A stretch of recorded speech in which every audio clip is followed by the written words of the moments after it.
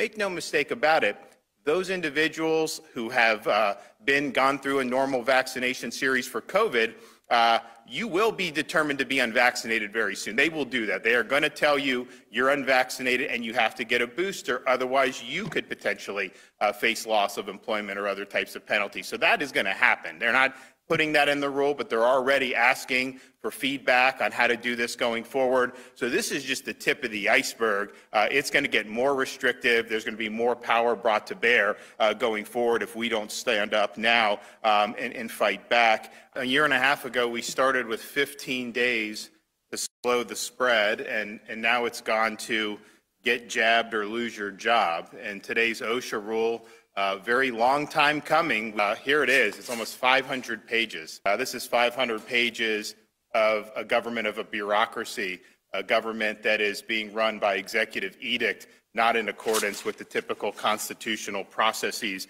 There is no federal police power.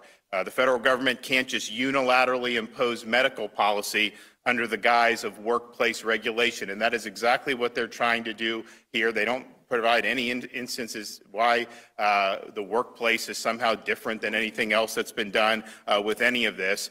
This is an attempt to shoehorn policy through the bureaucracy. It's interesting that this is being done under the guise of emergency power. This was announced 2 months ago, and it said this is an emergency and that this is grave danger is facing.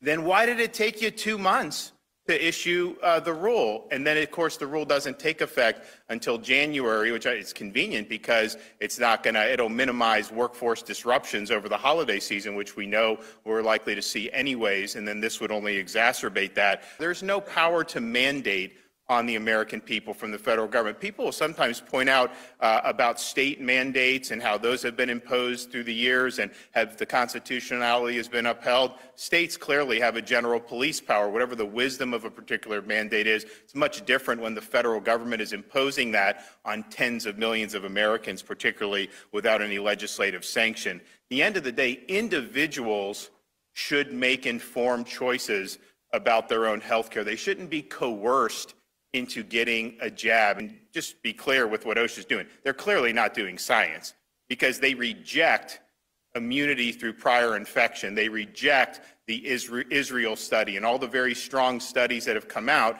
that show people that have recovered from COVID have strong protection. Ultimately, people should be able to make these decisions. I don't think people want this decision yanked away from them. I don't think they want to allow a precedent where the federal government could come in and just force you to do what it wants you to do and do it.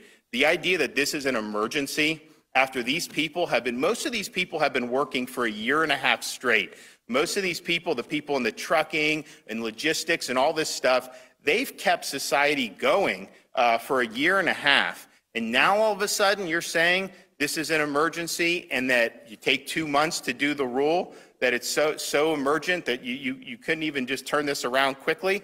So you do it in 2 months, and then you're saying it doesn't apply for another 2 months. That's not emergency. That's them trying to make policy without having to go through the proper channels through the Congress, because they know they wouldn't be able to enact this if they went through the Congress.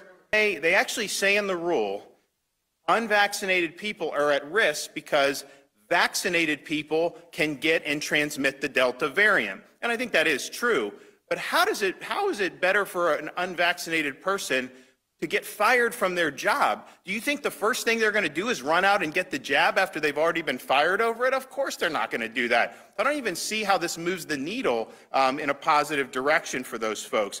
But they are asking for input about how much further they can go in the future. So I just want to warn people, as far-reaching as this is only the beginning for what they're contemplating doing going forward. And so there's a massive amount of federal power being exercised here, not through legislative sanction. Certainly that doesn't flow directly from the enumerated powers in the Constitution.